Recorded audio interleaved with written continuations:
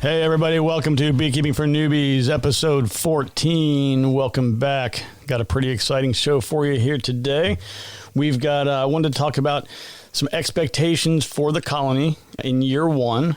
So whether you have package bees or nukes, we're going to cover them both today. Before that, I want to get to just a couple of admin things and updates.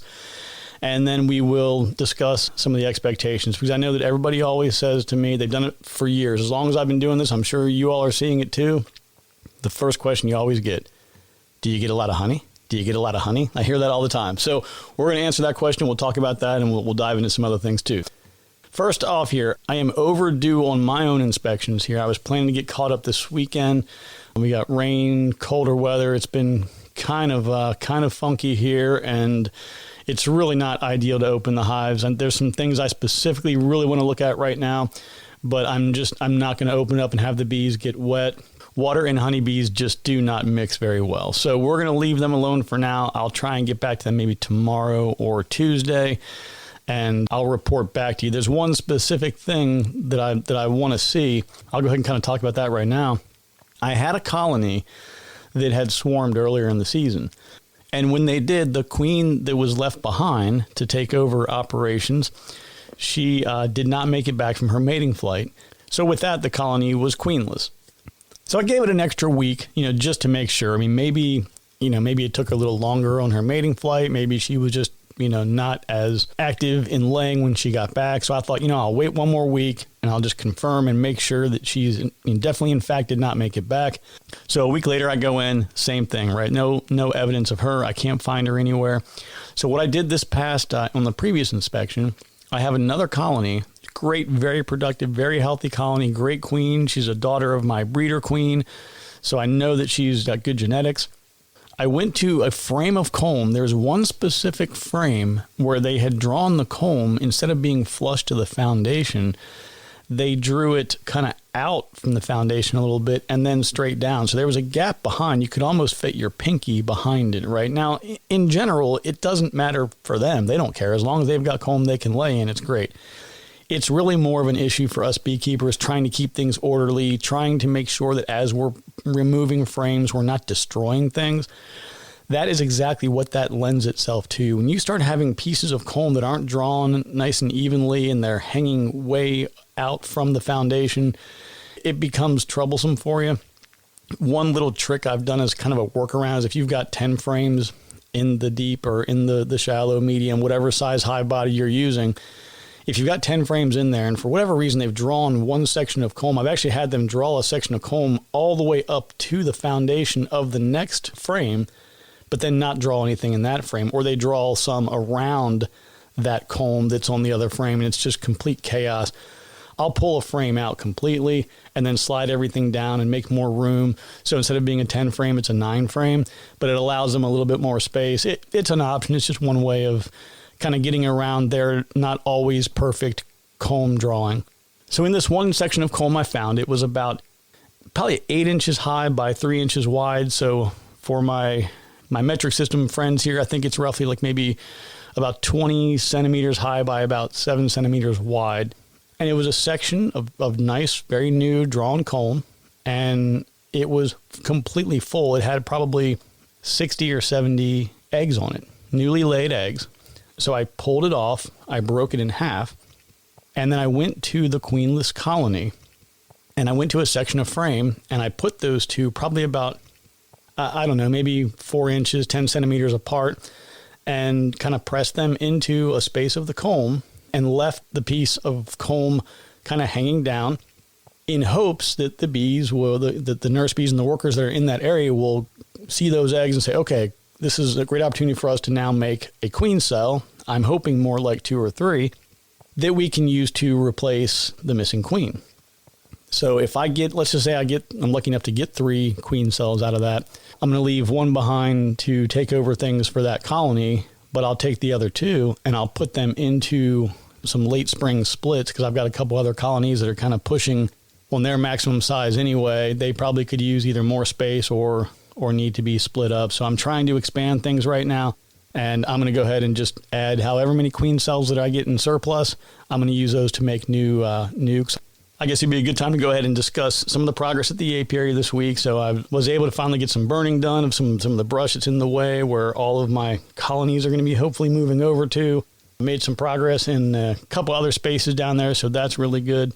Now, one last thing I wanted to chat about before I jump into kind of the topic of the week here is we've covered a lot of material, a lot of content, and it's been sort of like a building block kind of approach where we tried to build, kind of a good foundational knowledge and working our way up. And now we're at a point where there's all this information in your heads, but it's putting it all together and figuring out the routines of my inspections every week. What do they look like? What am I looking for? What do I need to do? And things are evolving and changing, right? The things that were really important in your first inspection, while they're still important now you've got a lot of other variables and obstacles and things that might be coming into play that you need to be looking for. So I want to do a quick refresher on what you should be checking for in all of your inspections. For starters, always want to be looking for the queen. So we're going to look for the queen. If we can't find her, we're looking for some eggs. Hopefully, if you can't find eggs, maybe you find some young larvae, but at least you see some evidence that the queen is there or has been there very recently and that she's laying and things are pretty normal.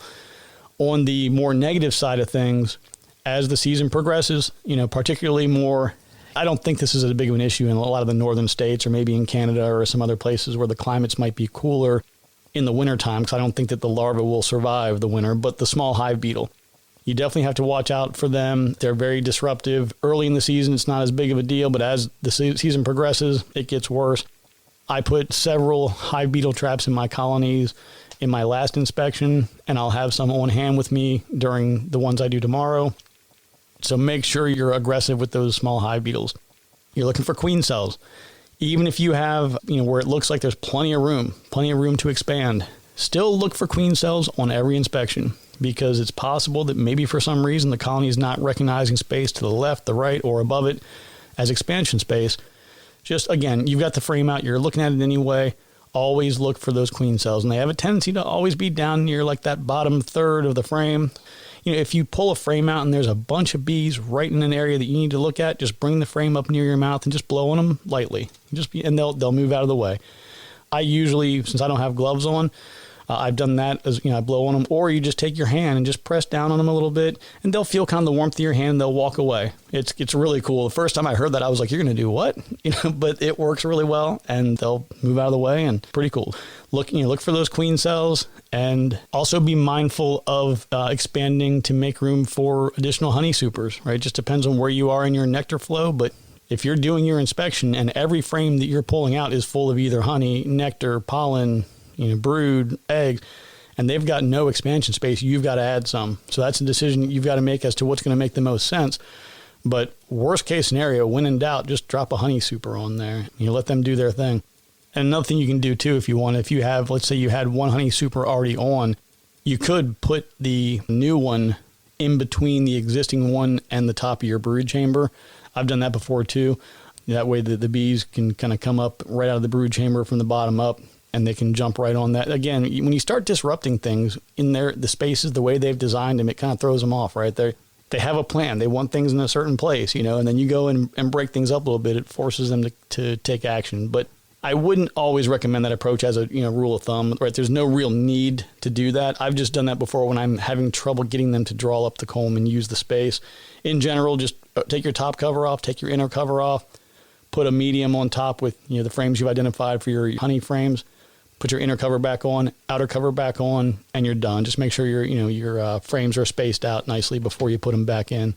Another thing to watch for, and this has just been a nemesis of mine for years, is the wax moth. Wax moths are generally not a big problem for a good, healthy, strong colony. It's that colony it's more of a typical problem I've seen in my newer colonies, the weaker ones, and it definitely kind of kicks off more mid to the later season for me. That's when I tend to notice them the most. But what'll happen, they're particularly bad if you're adding space, like I just mentioned, where you added in a honey super. If those are all drawn comb that you put in, well, that's great for the bees. If there's a good nectar flow, it's one less thing they've got to worry about. But the reality is the bees can draw comb really fast during a flow. But if it's later in the season and you put 10 frames of drawn comb and it's late and the bees aren't bringing as much nectar, they don't have a need for that space, if a wax moth can sneak up in there, they will go into that space and they will lay their eggs, and then their larvae come out. And when they do, you end up with these frames that are just full of these big, nasty larval worms. And they are so destructive in a hive. It is just, it's the worst thing. It's heartbreaking to see that. I've had a few really good colonies that for whatever reason, somehow they got in there, and they just, it's sad. So when you're doing your inspections, look for that. And I'll take some pictures in the coming days here and get them uploaded to, one of the multiple platforms that we have. I'll try to label them and say, hey, this is from episode 14 when we discussed X, Y, and Z. But if nothing else, I'll put a caption in there or some details so you'll know what you're looking at. So my recommendation on that one, when you're doing a new colony or if you're adding in a new super for honey, don't fill the entire area with drawn comb. Just use a couple of frames and let them take care of the rest. All right, so we're going to take a real quick break, and we will be back here in just a minute. Okay, and we're back. So I'm going to dive in right now. We're going to do a couple of quick discussions on some listener emails, a couple of questions, a couple of things that came in, and then we'll get to work on the rest here. So one question that came in was about splitting. And, is there a good time, bad time? It's kind of a heavy question. There's a lot of information on that, and there's a lot of different ways this can go. And I'll try not to have it dominate the discussion, but like I've mentioned before, right, a lot of the challenges around splitting is if you take a really good, strong, healthy colony, divide them in half, and you can do what they call a walk-away split, right, where you literally divide the colony in half, and a couple weeks later, whichever colony didn't have a queen made their own. You just got to make sure that you've got eggs and larvae in each of them, and you have a new colony. So one's obviously going to be behind the other because they didn't have a queen, but you can definitely do a split that way. There's a lot of reasons why that's not necessarily a great way to do things, but it is an option. Another way of doing a split would be with a queen cell. You find, a colony that has multiple queen cells.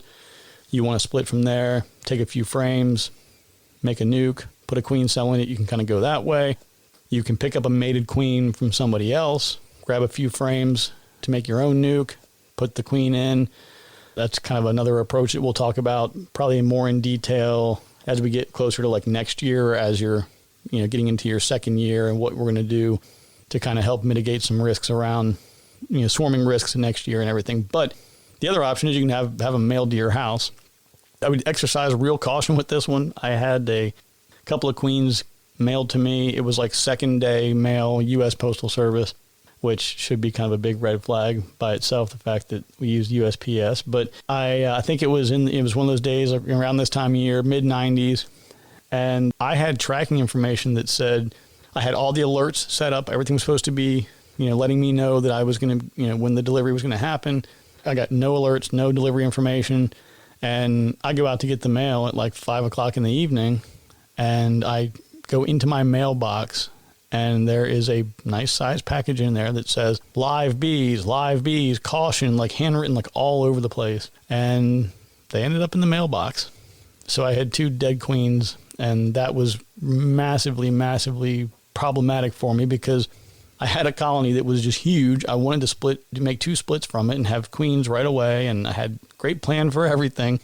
I contacted the guy who sent them to me. He's like, I can get you some more. It'll be about 2 weeks. And it was like, So yeah, a lot of things that you can do as far as splits go. But again, keep in mind what are your nighttime temperatures looking at, because that's kind of an issue with making sure that there are enough nurse bees to keep the brood warm. Some of the smaller colonies would struggle with that. The other thing to be mindful of is, where you are in your nectar flow. You split a colony, whether it's just making a nuke or whether you're trying to literally divide them in half and make a couple of equally sized colonies. If there's not a nectar flow, it's going to be really difficult for them to rebuild and get their numbers strong and get them where they need to be to kind of go into the fall. So you just need to be cognizant of that, be thinking about how you're going to get them the protein and the carbs that they need to have all the fuel and energy to create new workers, and for the queen and the colony to say, yeah, it's time for us to keep laying eggs and making more bees. So I know that's not necessarily answering the question, because it really is going to depend a lot on where you are, time of year, all those kind of things. But if you are in that situation, you're thinking about it and you're like, I'm just not sure if I should or not, shoot me an email, jeff@beekeepingfornewbies.com, and just say, hey, here's where I am. This is what I see. This is the time of year.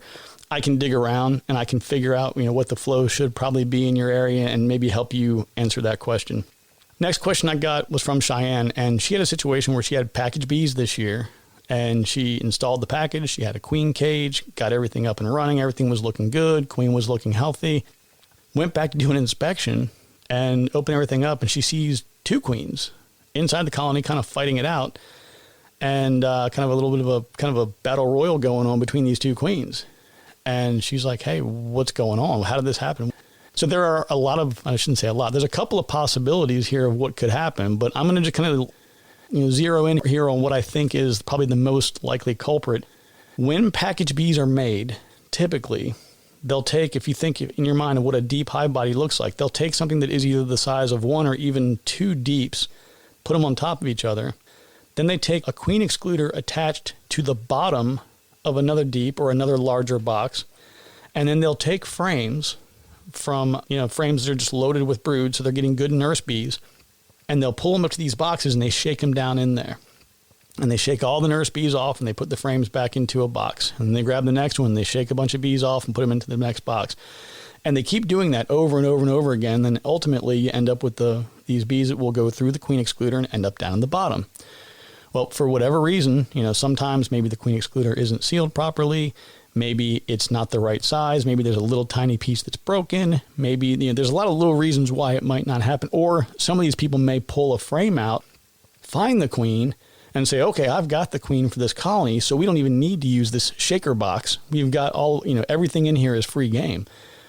Well, a couple problems.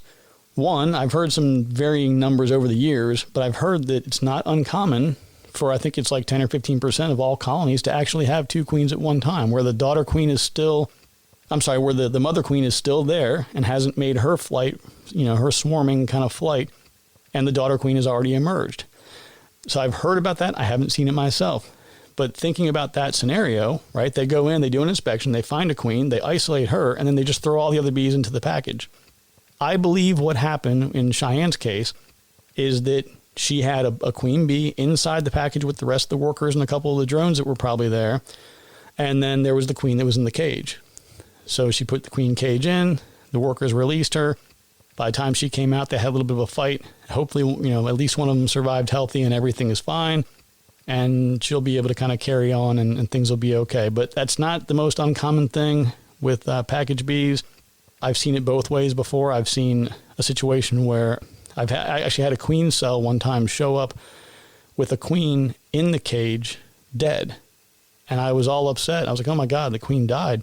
This is one of my earlier seasons. And I called the people I got it from and they're like, look around and make sure that there wasn't another queen in the package that may have actually stung the queen through the queen cage. And I thought there's no way that happened. Well, that queen was dead. And sure enough, there was another queen in the package. And, 2 weeks later, I had brood. I had young larvae and some capped brood. So it definitely is a possibility. So hopefully that works for you, Cheyenne. If it doesn't, hit me up and we'll figure something else out and dig around a little more. All right, so now we're getting into the real meat and potatoes here, what we want to talk about today, and this is around the expectations for the colony in year 1. So we'll start kind of with the package bees. Remember, if you look at, let's just say, for example, you're getting your package bees on the 1st of May. You've got no drawn comb.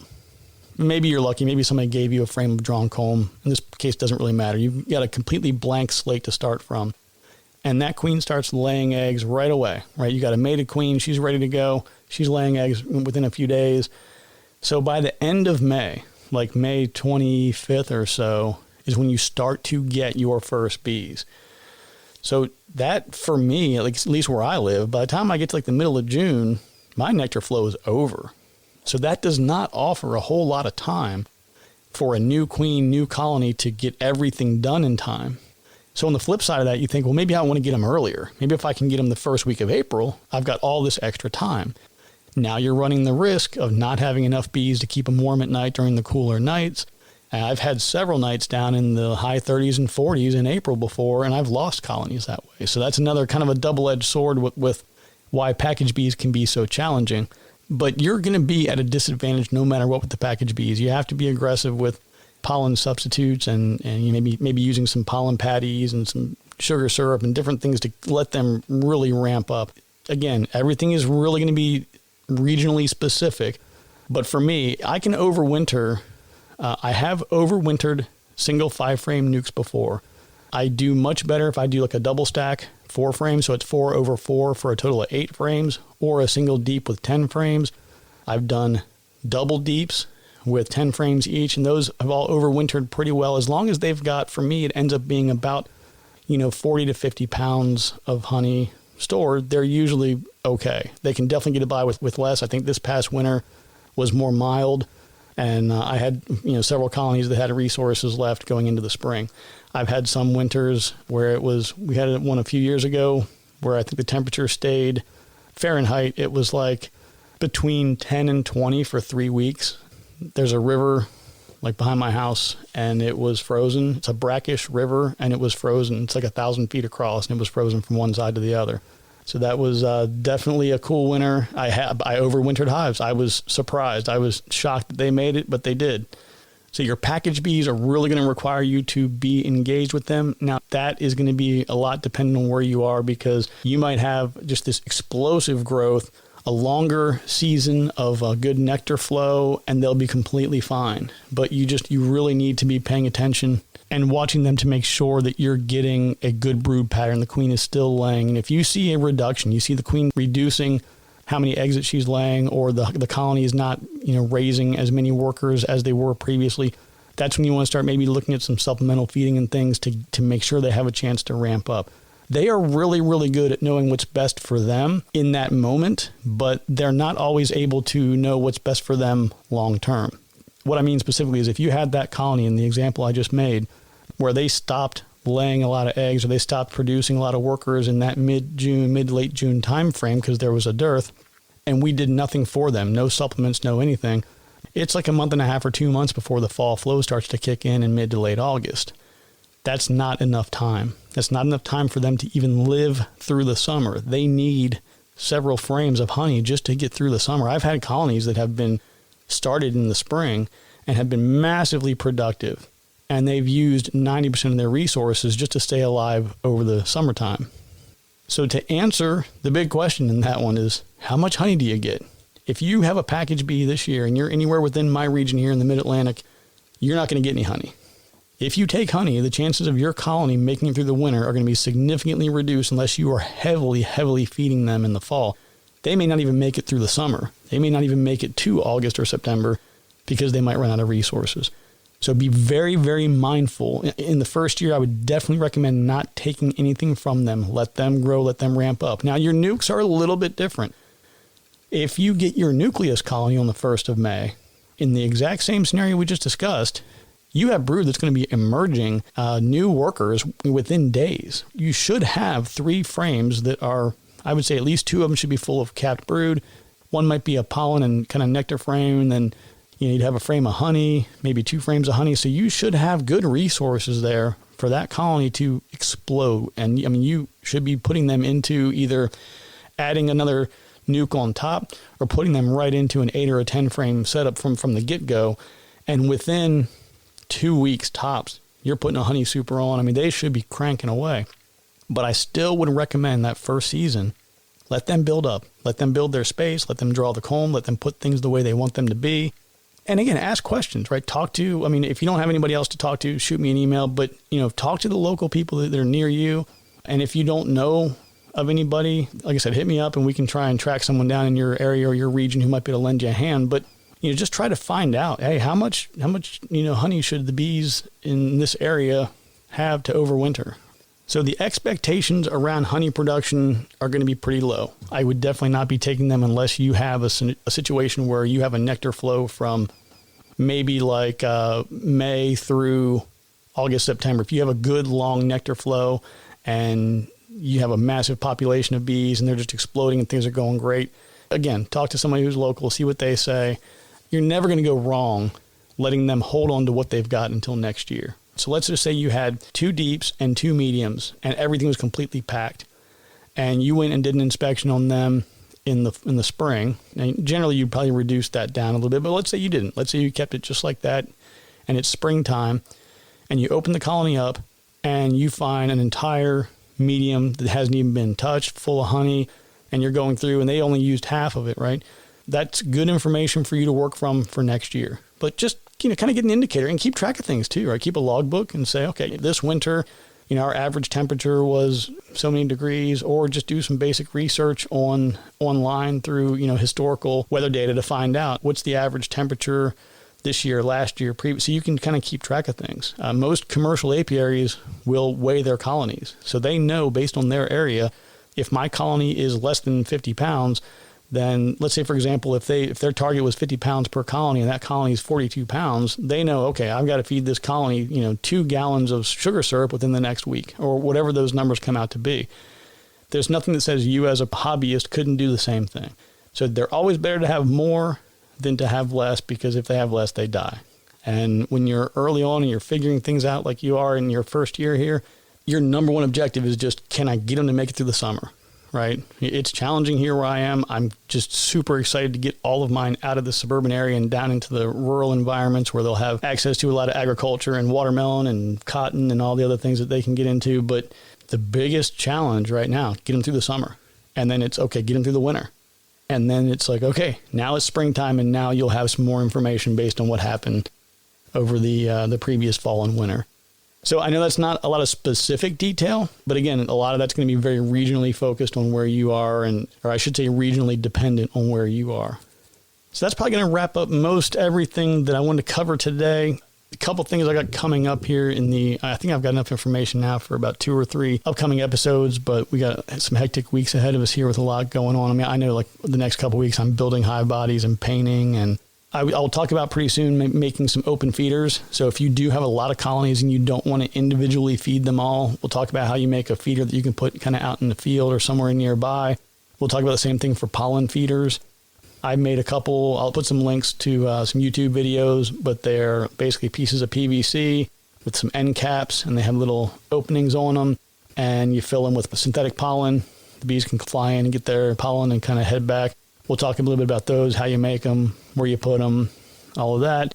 At some point, we're going to get into, I'm going to try and do this more like in the August time frame so we can help out our brothers and sisters that are more further up north. So whether you're up in Alaska or Canada or even northern U.S., right, as you start getting into, August, September, I think there's a lot of places that are probably still going to see some snow in mid to late September. So I want to get this information out early, talking about how we're going to winterize the hives and the things that we need to do to prep for that. But we'll talk about, insulated top covers and pollen patties, and there's a discussion around crystallized sugar. We got to talk about that. That's kind of a pet peeve of mine. But supplements and just all the different things we need to start getting ready for winter. We will talk at some point about honey extraction, but I think I'm going to just probably most likely just kick that to next year, because I just don't really feel like it's going to be a topic that needs to be covered this year. So we'll do that next year.